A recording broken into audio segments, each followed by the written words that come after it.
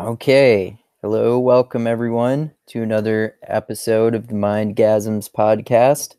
Very excited to get to talk today to Donna Barrow-Green, who's an author. And I first heard about you from Eric Hunley on the Unstructured podcast.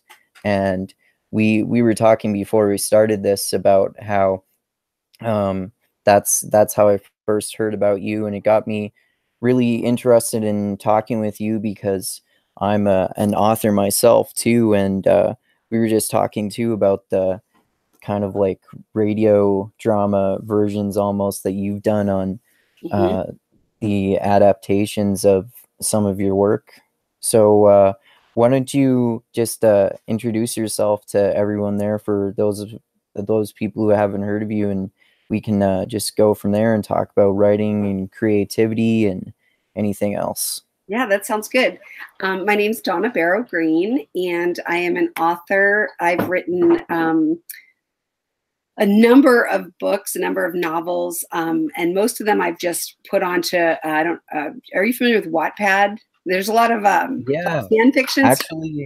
actually, Eric actually just told me about that recently, and I've started publishing some of my work on there because of that too. So, yeah, Yeah, that's a I mean, great it's such website. a great way to get your first drafts, or even just to get feedback. I mean, for me, just having people get into my stories and talk about the characters, that is so inspiring. So I put a lot of them on there. And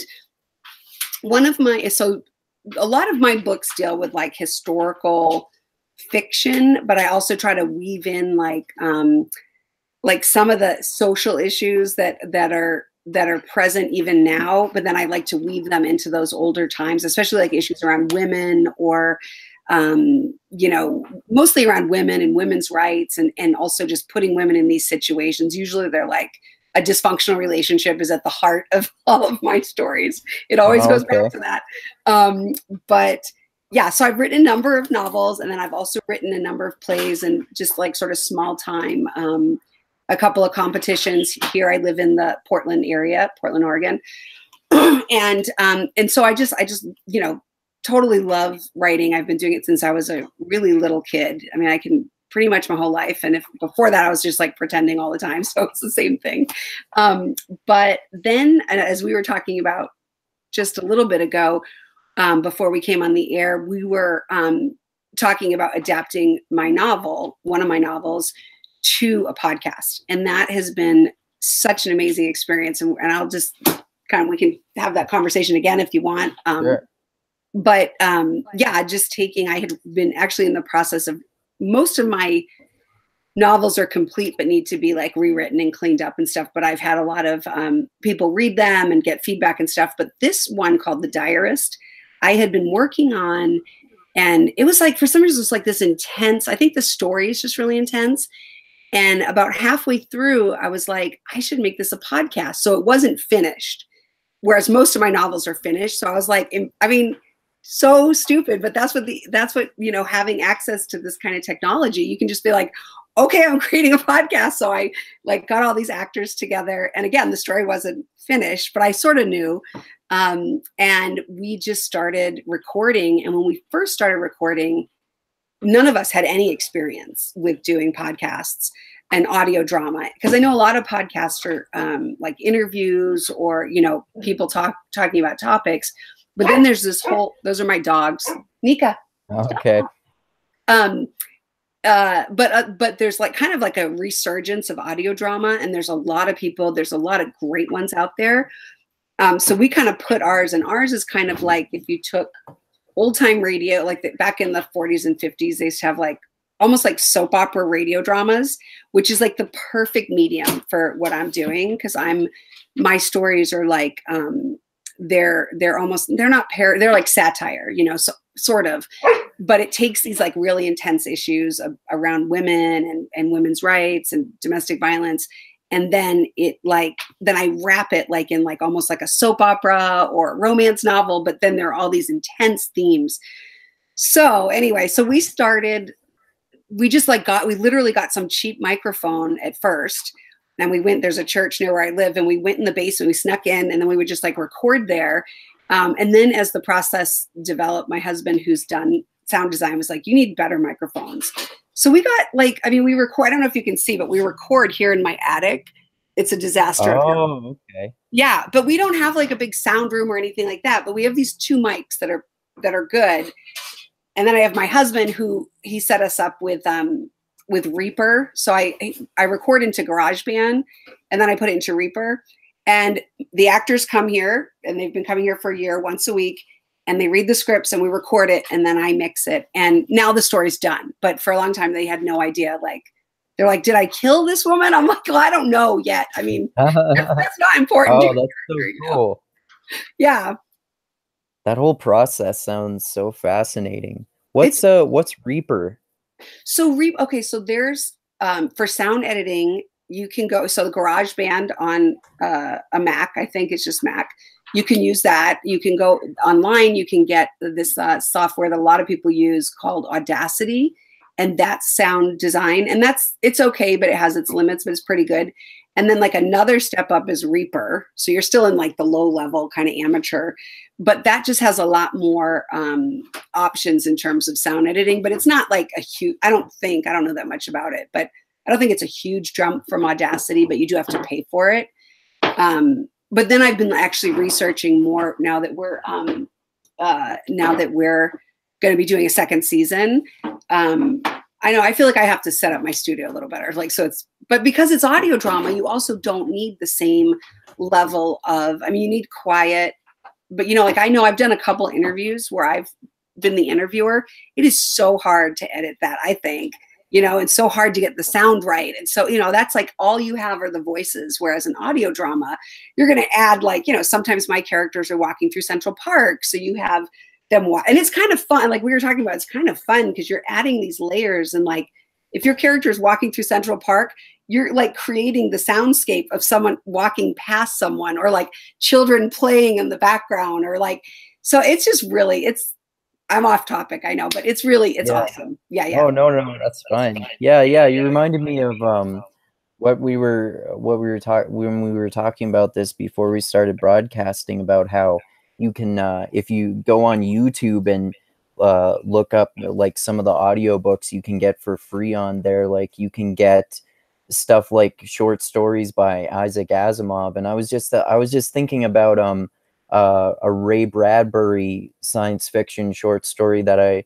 listened to on there too. I don't remember what it was called, but it was this really fascinating one about 2 astronauts in space, and they just started drifting away from each other, and it had all these added like really awesome sound effects that made it so much more intense, like a movie or something like that. And yeah, like I was just remembering too when you were talking about how the old audio dramas, how they were in the 30s and 40s too. I was remembering too that maybe like I don't remember when it was exactly, but maybe a year or two ago, I remember also on YouTube listening to what apparently, at least, I don't know if it actually was, but apparently it was the original broadcast of the War of the Worlds, the one that people heard on the radio, that apparently people at first thought was an actual alien invasion because they didn't say it was a radio drama or something like that.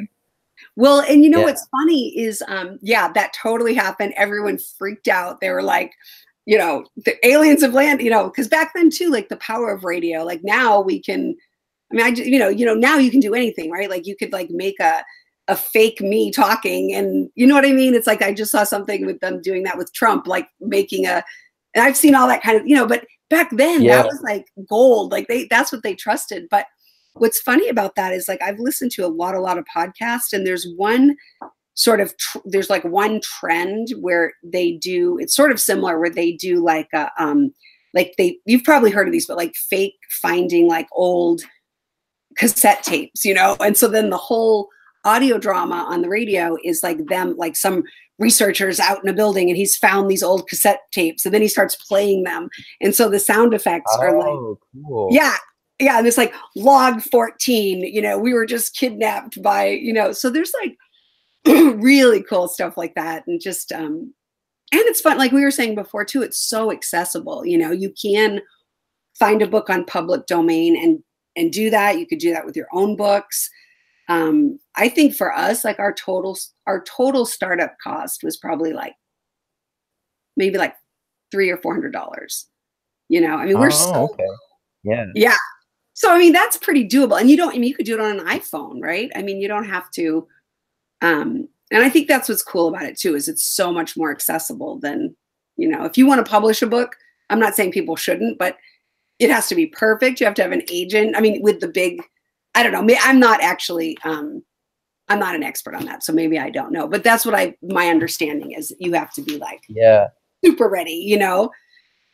Yeah, that's one of the great things about the internet, how it's increasingly like breaking down the traditional walls, like traditional publishing walls and stuff like that, and making everything more accessible, like you were saying too, like we were talking before earlier too about how like I've just been I've just been publishing my novel as I go on my blog, working on the final draft of it, and then reading chapters of it on my YouTube channel too.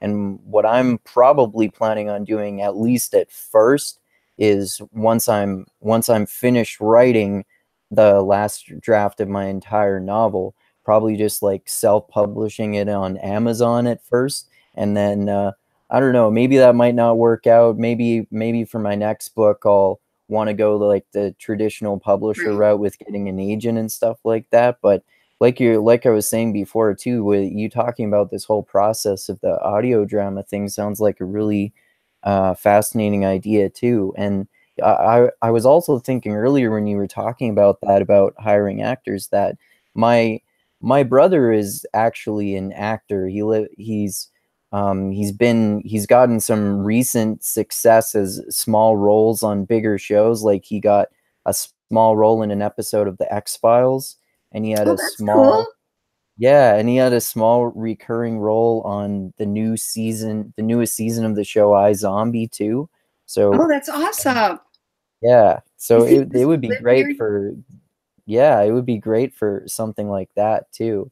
And like he looks and sounds really similar to me too. So if he could like do something more dramatic with my writing or something like that, it would almost be like hearing it in something close to my own voice too. Right. Well, Yeah. where do you mind me asking where you live? Are you in the mountain time zone? Yeah, I'm in the mountain time zone. So I live in Alberta, in a place called Fort McMurray in Canada. So Alberta is kind of like mm, it's I guess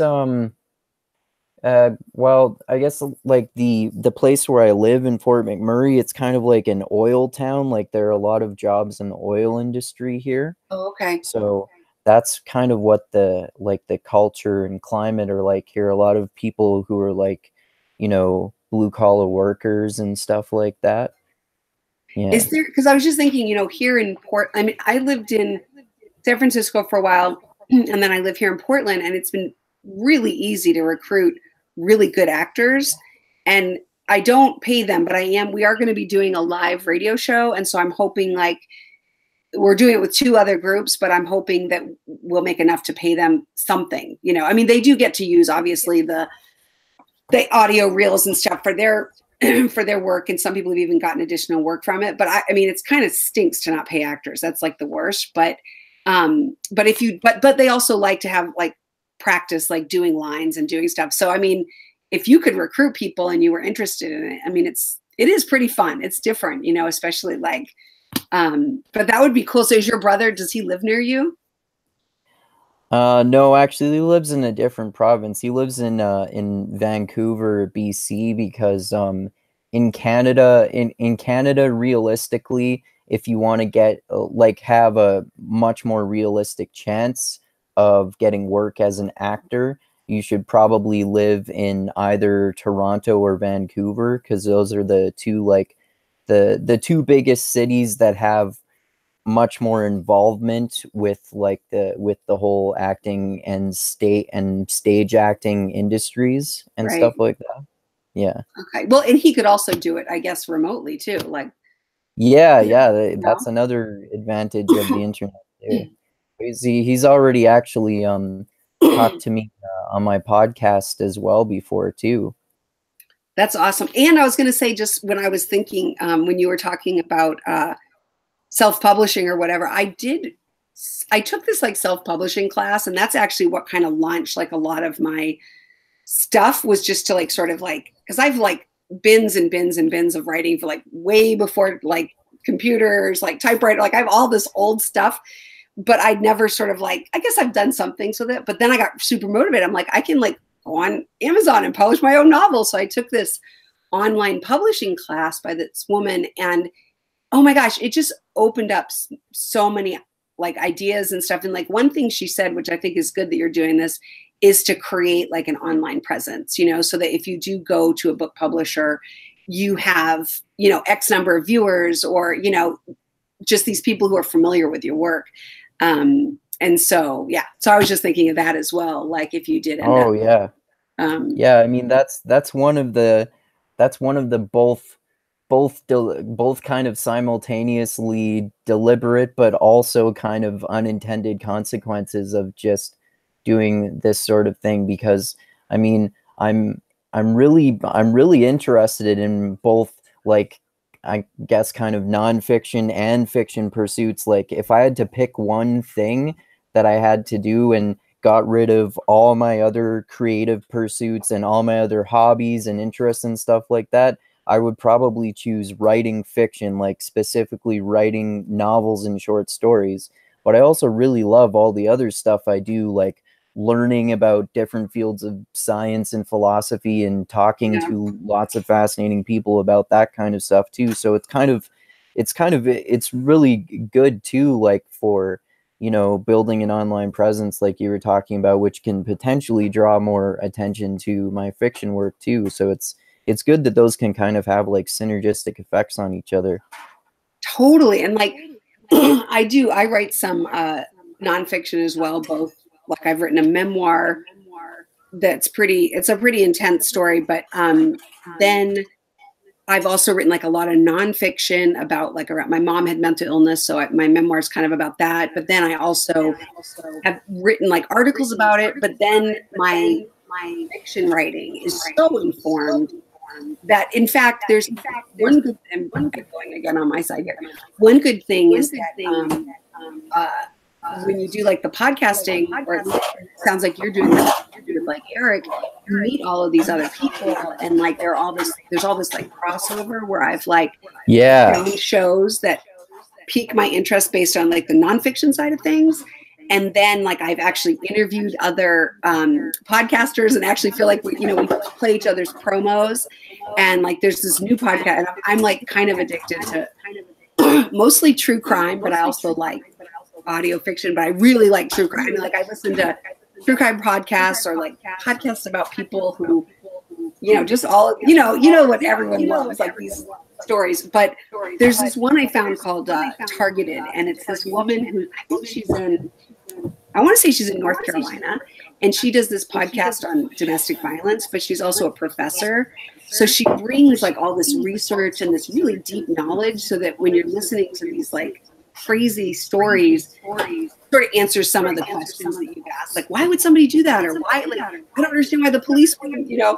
And so I connected with her because in my podcast is very cool. I know, it's so awesome.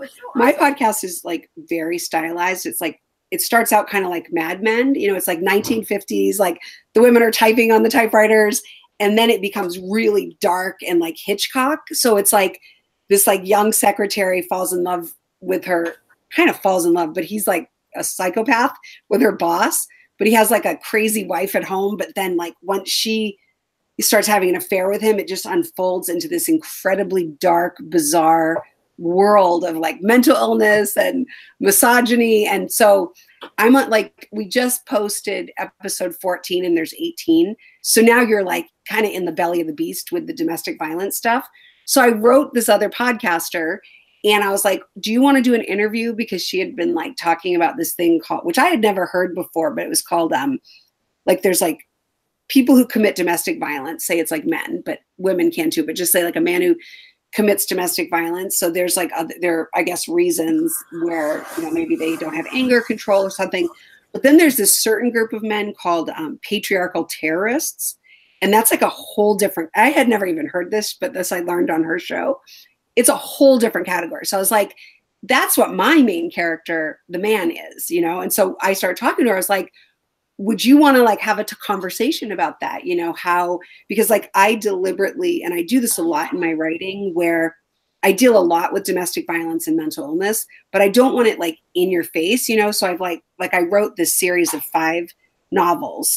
Like I actually was going to write one novel and the story wouldn't stop. And I'm like, are you fucking kidding me? Like, I am so sick of writing this, but I would just be like, okay, I'm done. And then like the next day I'd be like, I'm done. So anyway, it ended up being 5 novels, but I found a way to get myself out. But in that story, it's in the 40s, right? So this woman she ends up having an affair with a married man. She gets pregnant in 1940s, right? You can't have an abortion or anything. And she ends up finding a way to go live out in the country with this family. But the guy's not going to stand for it. Like so he starts kind of basically stalking her, but it's like kind of like disguised as like romantic. And that's kind of some of the stuff I deal with, is like, what does it really look like? What is what is a psychopath really like? You know, I mean, it would be easy if it was like, okay.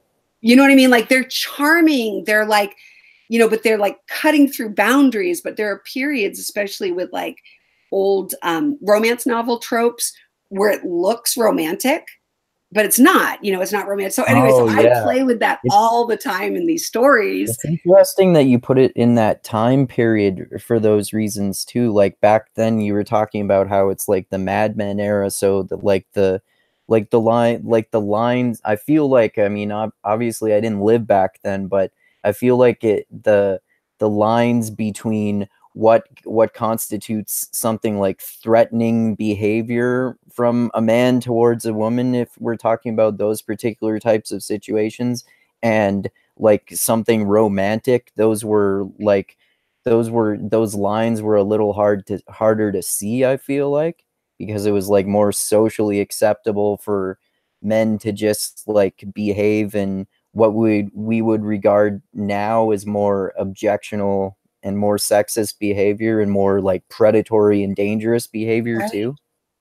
Yeah. And that's, you know, even like, because that's another piece of it too, is like when you're talking about fiction and nonfiction, is like the research aspect, where you have to, like you were saying, go find science and stuff like that. So I had to I was born in 65, so I'm closer to that time period, but that wasn't my time period. But I did a lot of research, like straight up research on like the 50s, and then cultural research, and even like old 50s movies. You know, it's like, I'm like, it's so hard to believe, you know, like I was thinking of like, there was a Doris Day and maybe like Rock Hudson movie, and he's like, come over here now. Like, I can't even do the way he does it, but it's like, nobody would talk to a woman that way. And he's like, this is romantic, right? Like, so, and then when I was doing research, I found out that like it was not illegal to rape your wife in all states until 1987.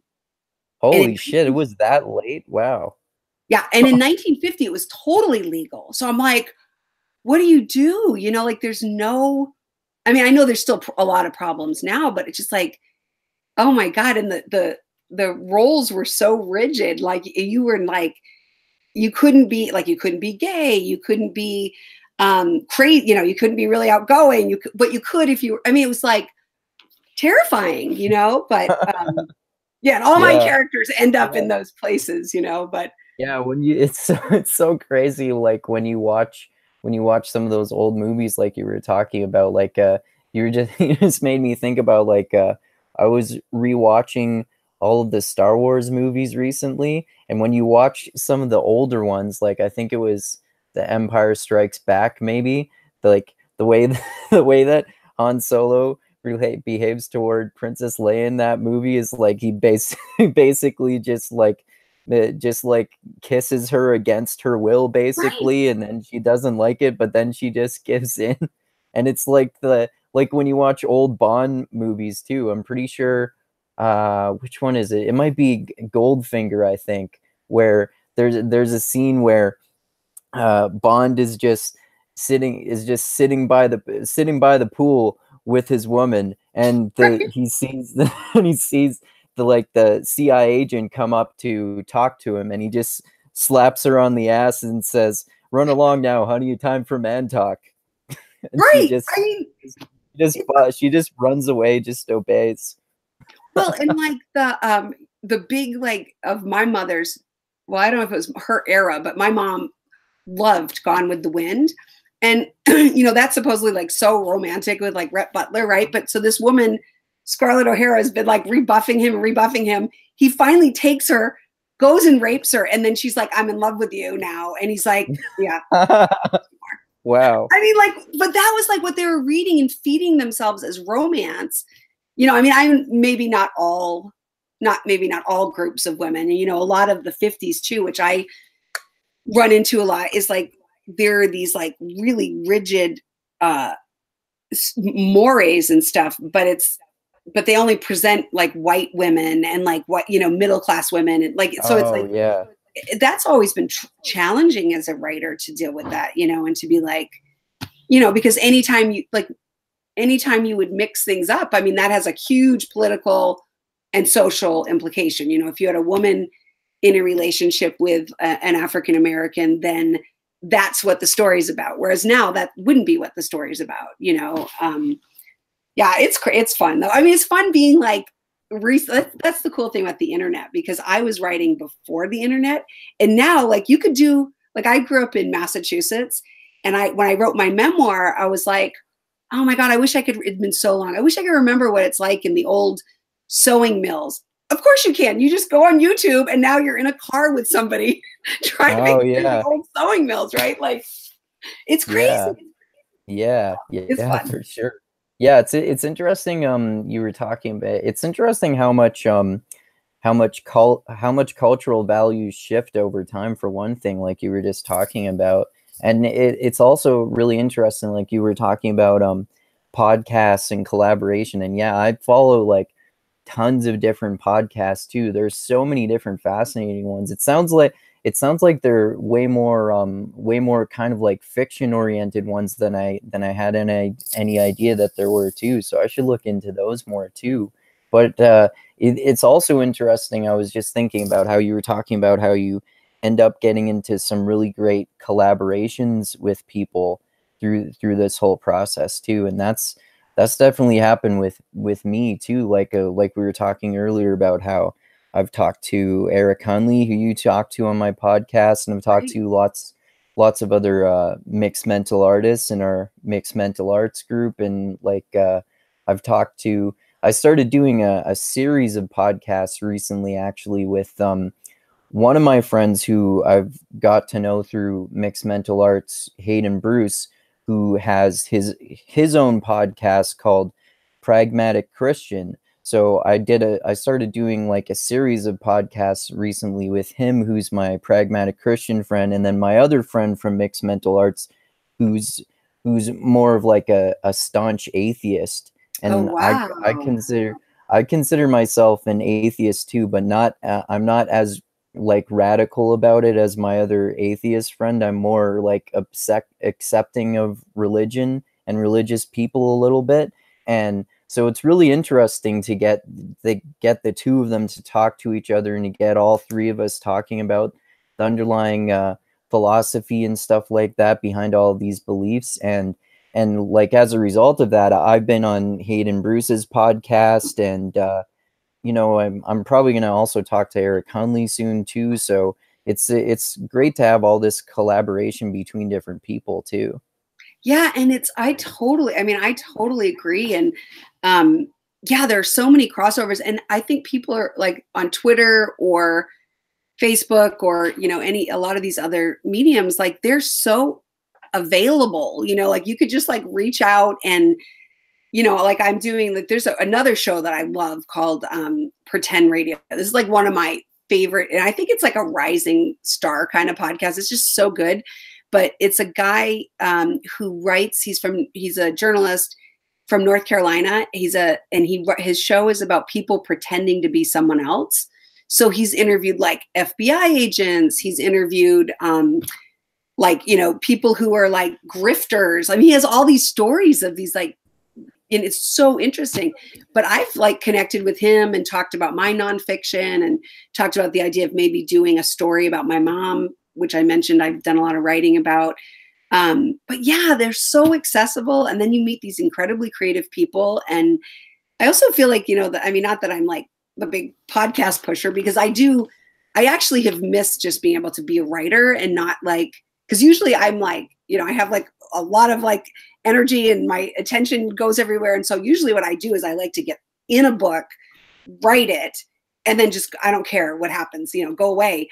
But I've had to stay in this process for a year with this one story and like edit it and record it and write it. And I'm like, oh my God, I'm so fucking sick of all of these characters. Like, I don't care. And I'm like, you have to just finish.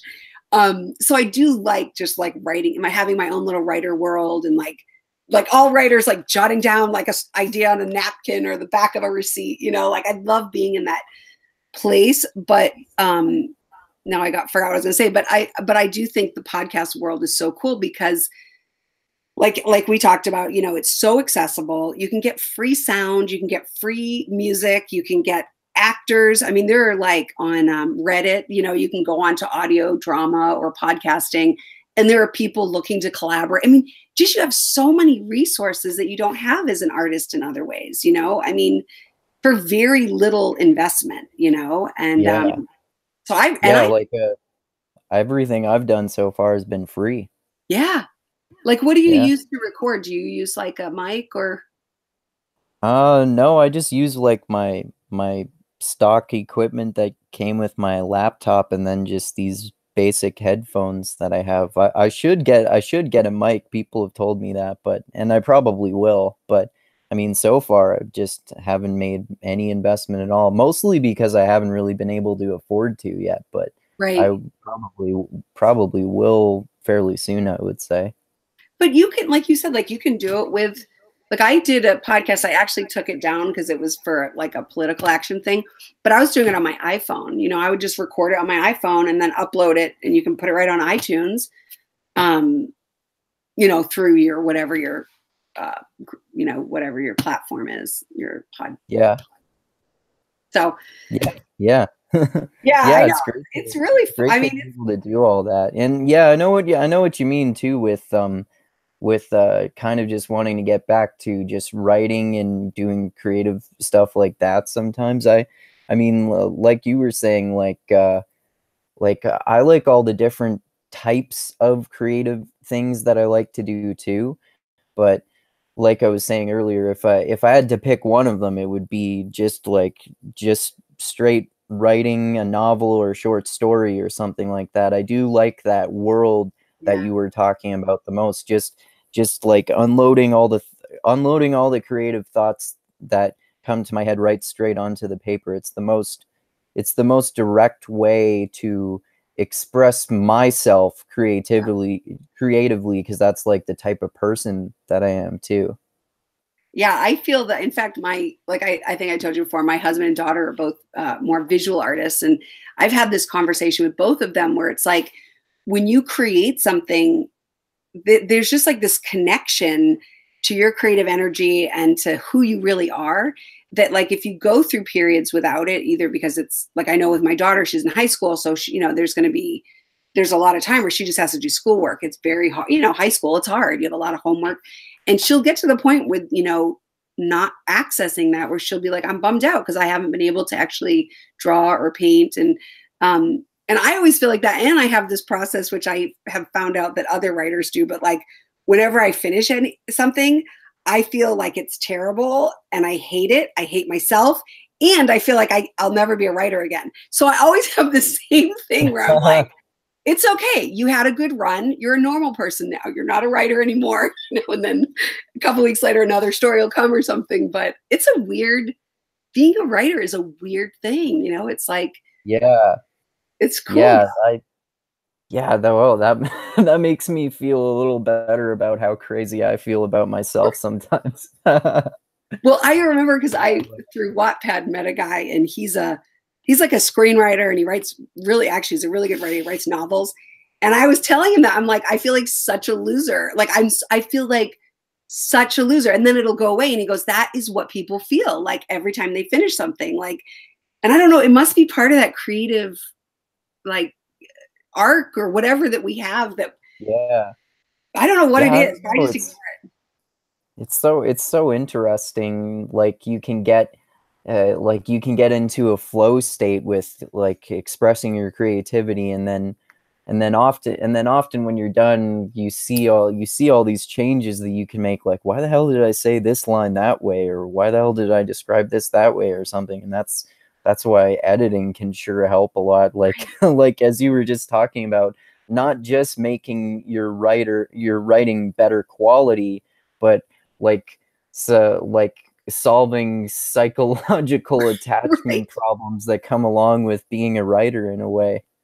Right. Cause I mean, for me, I don't know if it's that, like, cause once I've had distance from it, I'm like, I can usually see it's okay. Or maybe where it needs rewrites, but it's like almost like a personal thing. Like, I feel like, I mean, it sounds like, I mean, I'm 52. Like, what am I?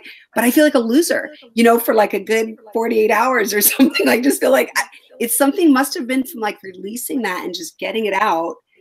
And then, or just being so like in that process, because as much as I love being in that, it's also hard to manage life when you're like in the middle of a novel, right? Like your brain is completely there. Like half of you is gone. Yeah. Like, I love it, but it's not easy all the time, Yeah. Yeah. I definitely get that too. Like, just get so focused on it that it's hard to pay attention to anything else. Or, yeah, like just feeling like, I guess on a fairly regular basis, I would say sometimes I feel like, wow, like am I, especially since I can't, like my goal at least is to be able to just like be a writer or be a creative person as a career, and I still have to have what I call like real jobs to support myself, because I can't like make enough money from it yet. And there's so many times when I still think to myself, and I think this is probably common for artists in my position in general, to just feel like, why did I just waste all this time? Why didn't I just pursue some other career that had so much more job security? Well, you know what I think? I mean, I know exactly what you're saying. In fact, I'm trying to clean out our basement because I have all these bins and bins and bins of handwritten stuff. And when I was like, how old was I? I guess from like 25 to 27 or maybe 20, I worked at this crappy job. And it was owned by, it was business owned by this like very wealthy woman. So she really actually didn't, she was like not that much older than me. And she didn't really actually care if the business made money. So it was like one of these like real estate services. And I would literally sit in this room for like 8 hours, and like maybe 3 people would come in, and all I did was write, like constantly. And all I did was berate myself for being, again, the loser, not getting a job. It's like this, I feel like that's all part of it. So now I'm like trying to get rid of stuff, and I have like literally 2 bins full of handwritten stuff from that business on the backside of the printouts from this business, this real estate business. And I'm like, they're all yellowed, and almost all of them are this play. There's like probably, I'm not kidding you, over 1,000 pages of this play that I was trying to write that never worked. And there's just like scraps. Wow. But it's like, oh my God, I spent, and I felt like a loser the whole time. But I'm like, you know what? I don't know. That's like the creative world. And then I went back to school when I was like 37 and got my master's and a doctorate. And now I teach some college classes. So it's like, and I still get to write, and so it's just it's not a straight line for creative people, I don't think. You don't like. What did you get your master's in, and what are you teaching? So I went back and I got a master's and a doctorate in special education, but in early intervention. So looking at birth to 3, and looking at working with parents, either with kids with disabilities or with families who are, at risk of having problems that will hurt their child's development. So I really look at child development. Oh, okay. Yeah. and I teach in an online infant toddler mental health program. So these are working with professionals who are, it's a graduate program. And that's what I'm doing right now. I used to teach psychology, but it's people working with families with young children, either like the families are in poverty, or it's really the effects of trauma, or just things that are disrupting the parent-child relationship, which of course then comes back to my writing. It's like all one big massive, Yeah, I was gonna say that too. I bet that helps with the type of writing that you do too. It does, especially because well, with the trauma stuff for sure, because a lot of my characters are experiencing trauma, and so I'm informed. I'm informed about what that looks like from a clinical perspective, but and I also have experience with it, so it's not totally foreign, but also how that plays out in a character's life. Like that's my whole thing, is like in a real way. Like when you have a baby, you have a young child who's in a home with domestic violence, and they're in a novel. What is that child going to do? What are their behaviors going to look like? And so then I just create the scenarios or the scenes. But yeah, that all informs. I mean, but it's true. Like you're like split. Like I've never felt like, I used to joke, like, what am I going to do? Like, it's like, well, now I'm 52. Like, I don't know. I guess I'm doing it right. Like both. Yeah. Yeah, like you were talking about how you just said a few minutes ago, how it's not like a straight line for an artist often. Like it seems like that is a common thing too, and even with different forms of creativity as well. Because I know my brother has had similar experiences to me. We were talking earlier about how he's an actor, and he's like he went and got a degree in acting basically, and then he ended up moving to Vancouver with his girlfriend, and they've been they've lived in a handful of different places, just trying to get work as actors basically. And now they've lived in Vancouver for a while, and they get like stage work sometimes, and he's gotten a little bit of TV work, and he's trying to do that, but it's really hard to make it, and you have to do other things too. And it's Right. it's interesting and fun to do, like you were talking about, to explore lots of different forms of lots of different creating, and to do things. They can all have likes on each other, like we were talking about too. And it's so fascinating how you can, like you were talking about, how like mind is all over. Better to just focus on one thing for a while, and sometimes that's preferable too. Right. But it's almost like it's an inevitable part of the process. Yeah. In some ways, with the way you're just I think the screen just froze up a little it here. too.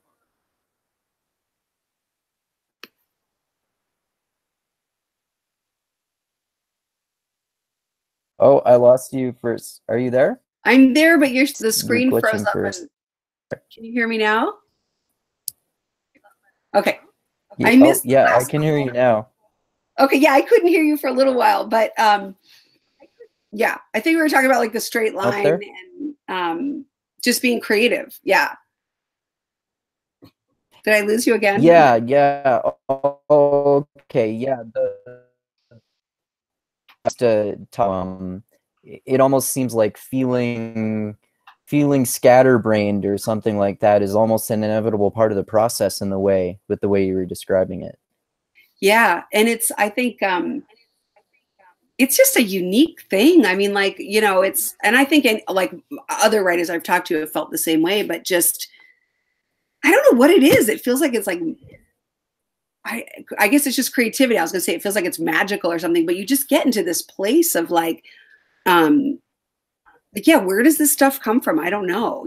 Like that's a whole nother conversation, but like, you're just in this like, I just think of myself, because I actually do a lot. It's really bad to say, but I do a lot of writing while I'm driving, because something about like driving and the music, just like gets that part of the brain going. So I'll have like a notepad while I'm driving. And I just like if I were to think back on my writing, those are my memories of it. Just like, you know, and sometimes I get kind of obsessive about it now because I feel like, I don't feel like it's a wave you're going to miss, but I feel like you have to stay committed to the process. So like if I'm in the middle of writing something and it's like 2 a.m. and I think of a scene, I'm like, I just have to get up and write it because it's like your commitment to this process. Or like and maybe it's just like superstitious, but I have these things like, I'll be like, if you get to 50 pages, you'll finish. Like I'll just have these little rules, you know, and then I've just like ignored like all the negative stuff. But I am I think it's a little obsessive maybe about it. Because it is magical. You're like, you're going to lose this thing. You know, this is amazing. And it is, right? Like who knows where it came from, right? I mean. Yeah. Like I would say I'm that way too, to an extent, at least for sure. Like I get kind of like obsessive about things. And one of the things that my mom is off screen and she's laughing at my understatement. But let's say I get really obsessive about my creative pursuits in particular, to the point where I'll be like, okay, I have to do this today. And it's like, it's almost like an addiction too. Like when I get into that creative state of mind, like that flow state, it's like I have particular thought, even if it takes way longer than I expected it to. And you also reminded me of a book that I read about kind of that creative mindset in a little bit, called Superman. It was about what people call flow states. It wasn't about creative people, but it was about like these kind of like action sports, what they called them, like high performance sports, like people who do things like skydiving or BMX or snowboarding or something like that. It's like they seem to have this similar mindset to artists, where once you're doing whatever it is that you're like obsessed with, all of their thoughts vanished and you're completely focused on the moment, and you just get drawn into the experience and things. And I think it was something about how your prefrontal cortex gets shut off, so your sense of judgment gets turned off, so it almost makes it, that's one of the things that can almost make it feel more like a dream. You're not judging yourself as much, so you just the throw out questioning them.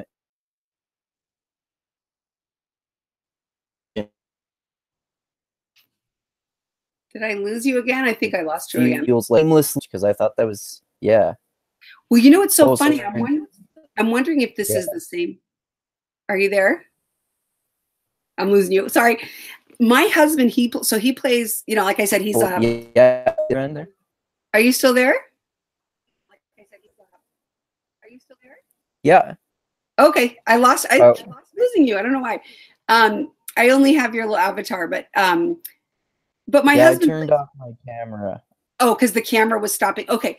So my husband plays pool. Like he's a artist and musician. He's a programmer. He does all sorts of things, but he plays pool, you know, the game pool. And he got a book, and I'm wondering if this is the same book, because it was about that flow state where, you know, it is. It's like, I wonder, because he used to talk about, do you remember the name of that book, Soph? Am I being really loud? No, I don't know. Oh, she doesn't know the name of the book. But it's so funny. Your mom's nearby and my daughter's nearby. but he would talk about this. I'm sure it's the same thing, because it was like, he would always go back to, and there was a name for it, of like, you just basically let go and you just do it, and you're in that state, you know? And yeah, I know that they talk about, like with acting, that you know, it's one of these things where you learn your lines and then you go on stage and you're not thinking about your lines, you're just there. And I think it's the same with writing technically, you know, like you study writing, and then when you're in that flow state, those things, you know, like the narrative arc will just emerge, you know, or things like that, or foreshadowing. Like that's always, I don't know if you have that experience, but I'm always like, how did that line of foreshadowing, I didn't see that coming, you know, like how is there always these, you know, gray birds or whatever the thing is, you know, that's foreshadowing. So yeah, it's a cool thing. Yeah, yeah, it is it is cool. Yeah, it is cool how creativity works that way, and how it's this kind of process where whether you're doing something creative or you're doing anything that requires so much focus that you have to like be in the moment. It's like a meditative experience, Yeah. sort of. And that's why that's part of why it can be like so addictive too, because Right. it feels like you're just losing yourself in the experience, which is why like that book, that's why that book helped me understand a little bit why people are like adrenaline seekers, and they seek these Right. like high performance and in like so extreme experiences like skydiving or BMX and stuff like that. And I know, because I went skydiving once before in my life, that it's like the most fun you can Oh my possibly God, ever can't have even in your life. So imagine. I understand why people like to do it. Oh my God. Yeah. I mean, yeah, right. And like when you're writing, you're creating all of these different states of probably endorphins or adrenaline, or because you're simulating life, right? Like and so through your senses. So you've got to be, you know, creating those like biochemical experiences as well, which I can see where it's like, wait a minute, why do I want to, I could be like, I sometimes think that, especially with like the way the world is right now, I'm like, I could just be in like the 50s, 60s. Like, I don't have to deal with what's happening right now. Like, I can deal in a society where there is no plastic. I can, you know, like there is no AIDS. There's like, or whatever, you know, there's no global warming. I mean, Yeah. that's Yeah, awesome. it does feel sometimes like it would be easier to live in a different time too, I would think. Like, especially with like the internet and technology, they're double-edged swords in a way, right? Like we were talking about how the benefits that we've experienced and the advantages of the internet and technology, but then like for me, through mixed mental arts, there have been those are examples of benefits from social media too. But then obviously there are tons of problems with social media, and you can get so addicted to just like, basically, even if you're having interesting conversations with people or something, like you can end up spending hours on it, and then just not have and then just realize, oh, I spent like 5 hours debating with people on Twitter about shit. Why did I Right. just do that?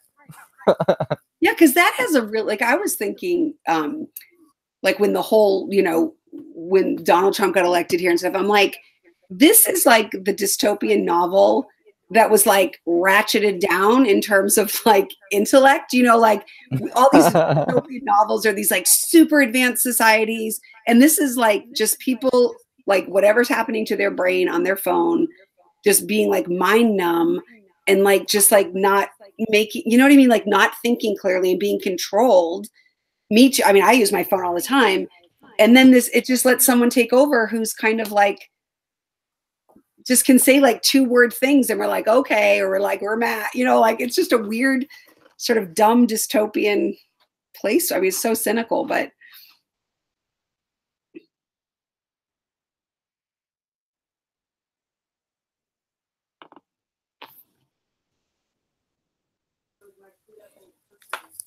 Oh, sorry, you got cut off on my end on the tail end of what you were saying there.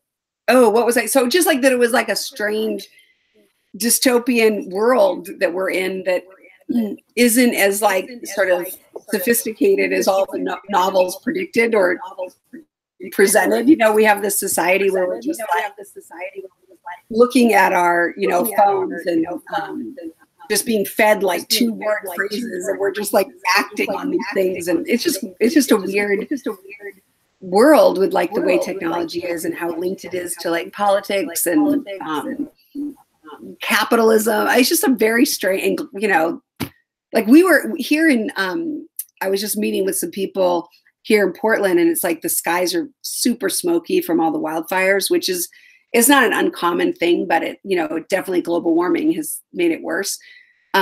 but here we are outside. It's like so smoky. And I'm like, it's like we're living in a dystopia. We like, here we are like in a smoky, you can't see the sky, and we're out at a coffee house. Like we don't even realize that we're slowly being, you know, absorbed into this, I don't know, world that's falling apart or something.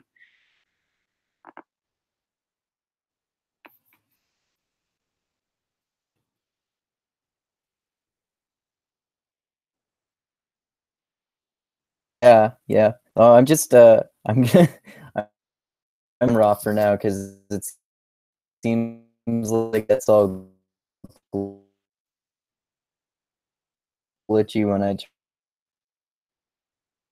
turn the media world and how that political climate so much like every like what you think about Trump, like so many people, whether they're like pro-Trumpers or spend all day just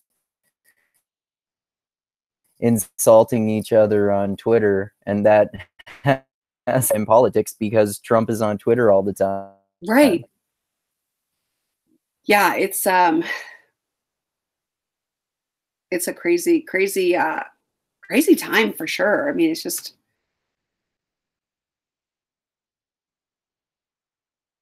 I think I might have lost you again. No, I'm still here. I'm just leaving my camera off for now because it seems like it gets all glitchy when I turn it on. Oh, gotcha. So you can still hear me? Okay, sorry. Yeah, See, this is yeah, the other thing with technology. yeah, We'll exactly. figure it out. Yeah, so that's, you know, that I'm trying to think if there's yeah, I would love to hear your well, I guess I can check out your books on YouTube where I would love to hear them. They sound really cool. Oh yeah, thanks. Yeah, I think I've read the first 14 chapters and the prologue on my channel here, and then I've published a lot more chapters on my blog. I think most of the vast majority of my chapters are really short, like kind of like Dan Brown length, like half-page chapters or something like that. So I have like almost 200 chapters in Oh, my wow, I book. like that. But so I published like the first, I think 64 or 65 chapters on my blog. Oh, I'll definitely check it out. So are your book is your book set in the past since it's about the mafia and stuff, or is it now? No, it's set in pretty much modern day times, Oh, it I is. would Okay. say. Yeah. Yeah. Yeah, I should read more of your writing for sure too. I haven't really done much of that yet. I just quickly looked at a little bit of it, but I haven't actually like given a detailed read to any of your writing yet. So I should definitely check that out Yeah, I would too. love to. I'd love to have your thoughts, or you know, even the podcast. Just see what you think of it, and um, yeah, that would be cool. I would love that.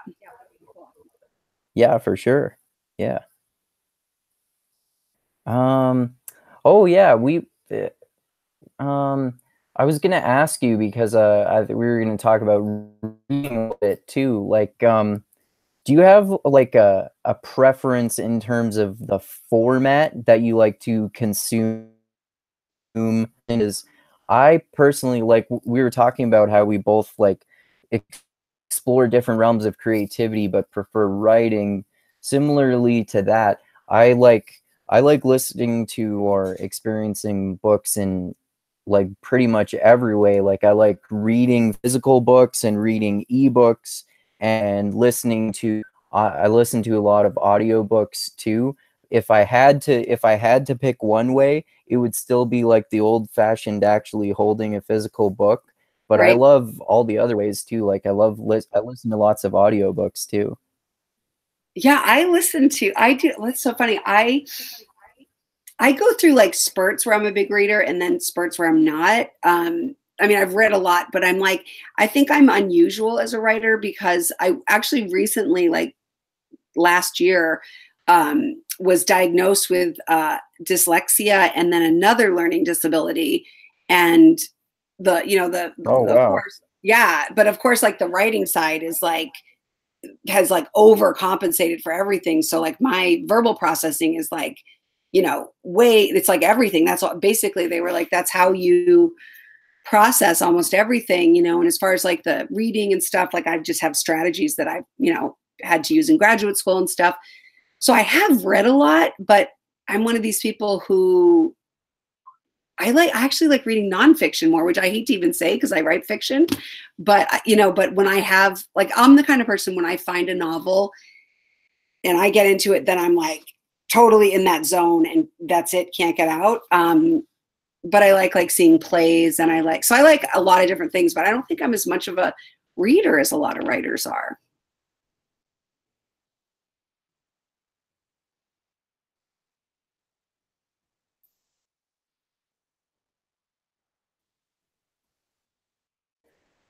That's interesting. I would I know that's it's crazy. so I've never heard of like I've never heard of that before with what you said about dyslexia too. It's so amazing that you like developed a career in something that should have been like that's should have been like a disability for a regular person. That's so interesting. Well, yeah, I mean, it's like it's kind of weird because I think either it was because of having the reading problems and the learning disabilities that like I just went into this like pretend mode, or it was because like my, and I hate to even say it because I'm not somebody, especially in special education, who really cares about that, but the the language comprehension on these tests that I took were so high. So it's like almost like I have this, I mean, it's not a superpower, but I have this one skill that whereas my like visual processing, my reading, my like attention, like all these like working memory, all these things have problems. And I just didn't know it because I did, like, she's like, even the way you do math, I do it in a narrative. So like I can do math if I like have a context and I have a narrative and I can almost make it into like a language almost. And so like everything I do is through that one channel, which is crazy high, but the rest is, you know, so I was like, what? I mean, I always knew I might have ADHD, but I had no idea I had these other things. But yeah, so it makes sense. But that's how I see the world, you know, it's all narrative all the time. You know? Oh, that's really fasting. Yeah, that's so interesting that you it makes sense to the roof in that sense too. Yeah. That's such an interesting way to say for things like math, like you would do that with math. Right. Tell a story. Yeah. I mean, it's crazy, but Math is not my strong suit. so yeah, it's interesting what, you know, what, that's why I think like, you know, I think maybe that's why I'm in special education without really fully knowing that I had these issues, is because people think in so many different ways and they express themselves in so many different ways. And schools so often just like squelch people's gifts, you know, and push them. And the thing is, if you could build, like in my case, if you could build on the you know, that language apprehension and tendency, then like I could have probably learned everything through that channel, you know. And I think that's true with all kids. Yeah, I bet that's probably true. Like I've been like diagnosed with learning disabilities when I was a kid, like deep and not and that when I was too like I guess I learned to live with the AD. Eventually psychiatrists who when I was a child said that it seemed like my symptoms had disappeared, so like I learned to live with it to the extent that I didn't show it anymore. So I guess I developed abilities to focus on things so well that it to the extent that it makes it seem like I don't have ADD, even though I do have like I do have this like scatterbrain tendency. I just know how to dial it in to focus on things. And in the same in the same way with like being obsessive about things, I would say that there've been taught myself to not do anymore, or like not checking to make the door is locked 5 to bathroom. Right.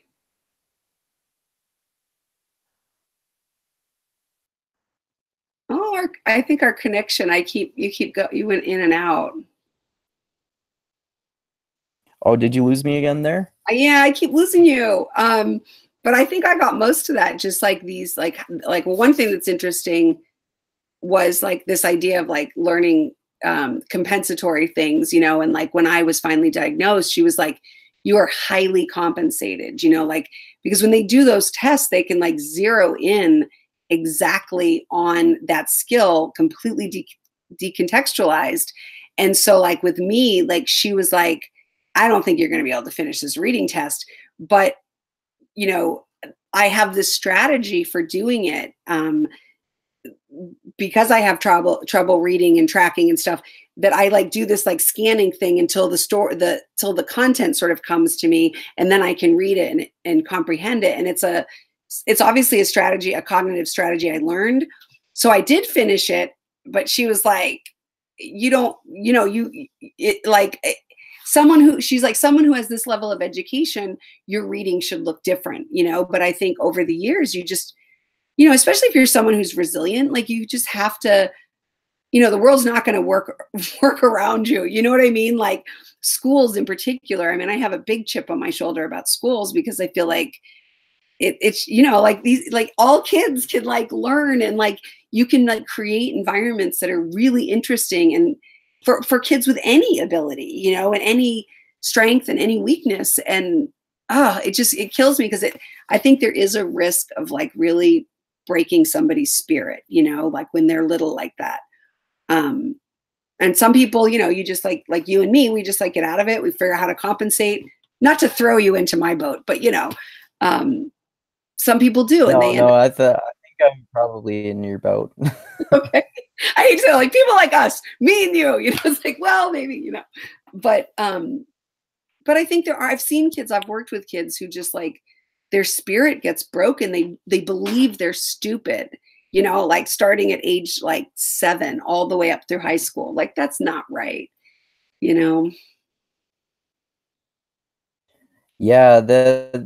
sure. Yeah, and I like how you were talking there about how I think that one of the biggest problems with the way the education system is still set up is that it's like this kind of like cookie cutter mentality, as if all children learn the same way, and clearly people learn in a variety of different ways, like you were talking about. So it's much better, I think, to have a more individualized approach to how you learn. That would make so much more sense if that could be like a more widespread type of idea in terms of education.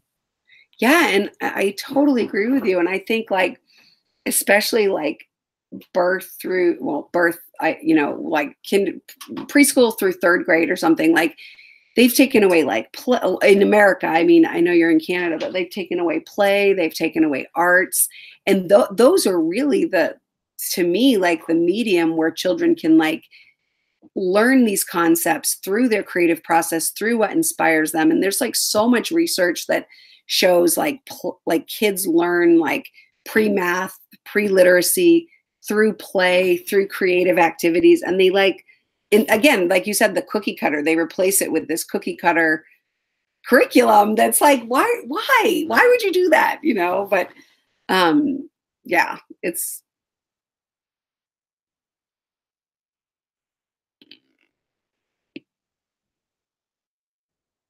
Yeah. If too, because there's so many structures within I would say like the North American education system in general, because it's certainly that way here in Canada too. Although at least when I was a kid, I'm not sure what it's like now, to be honest, but when I was a kid, there was still the like and all that kind of stuff. I don't know how much it's changed I was a kid, though. Yeah, I think the public schools here, at least where we live, unless it's like a specialized like charter school or something, like they have moved into like academics way early.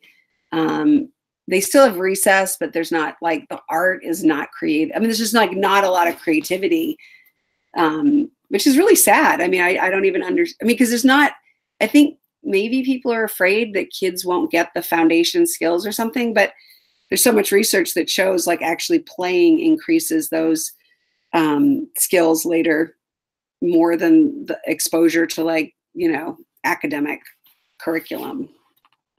But I don't know, it's an attitude thing about learning in children. Yeah, I like they're about play.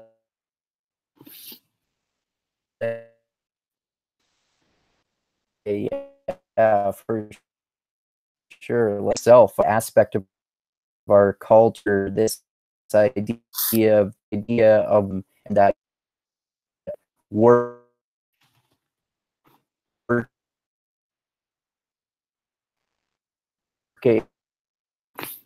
and that we should.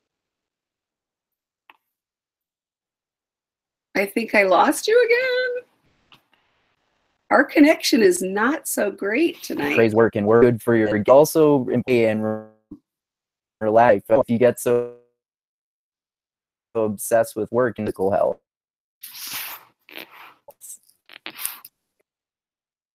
I think I'm losing you again.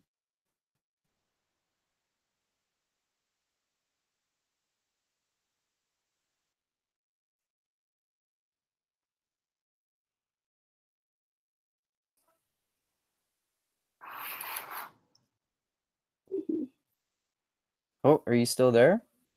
I'm here, but I wasn't able to hear you for a while.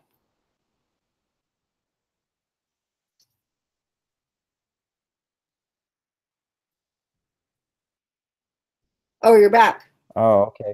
Oh, okay. Yeah. I think our connection's getting kind of bad. Yeah. Did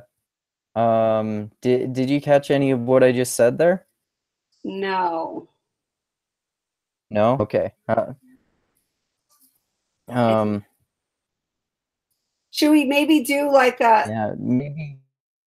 Should we like wrap up and maybe if we want to do like a part 2 or?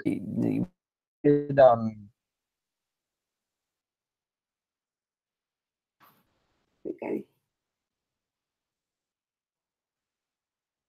Be a good idea. Yeah, I don't know what's happening with this connection here. Yeah, do you want to? Yeah. Do you want to wrap up and maybe if there's other questions, we could do a part 2? Yeah, that sounds like a good idea. I'd love to talk to you again too. Yeah, me sounds too. Like it sounds like there's so much more that we could talk about. Well, maybe if we get a chance to read each other's stuff. Yeah, exactly. And then we have a conversation after. That'd be cool. Yeah, that sounds like a great idea. All right. Well, cool. Well, awesome. Well, we'll stay in touch and we'll do that. I'm around, so we can do it. Yeah. Right. Let me just thing like to say the videos, and then I added the link for your website, but like anything else that if there's anything else, I can add any of your other links or anything like that to the description of this video there too. Maybe just the podcast. Okay. I can either send you a link or it's on iTunes. It's the Diarist podcast. Right. Okay. Sure. It's actually just the diaristpodcast.com. Yeah. Okay. Cool. All right. Good. Well, thank you. And we'll talk again soon. Yes. And thank you everyone so much for watching another episode of Mindgasms. And as I always say, thank you everyone so much for everyone who's subscribed to my channel. Thank you to everyone who's contributed to me on Patreon. Thank you so fucking much to anyone else who subscribes to my channel and who contributes to me on Patreon. And as I always say, I love you all. Keep being the tiny beams of light that shine through the almost impenetrable darkness in the universe. And most importantly, always remember this: the funk cures all. All right. Keep having mindgasms, everyone. And I thank you again so much for talking with me, Donna. And hope to talk again soon, and we can read each other's stuff and give each other some feedback too. Yeah, I would love that. All right. Thank you. All Bye-bye. right. All right. Adios until next time, everyone. Yeah. Okay.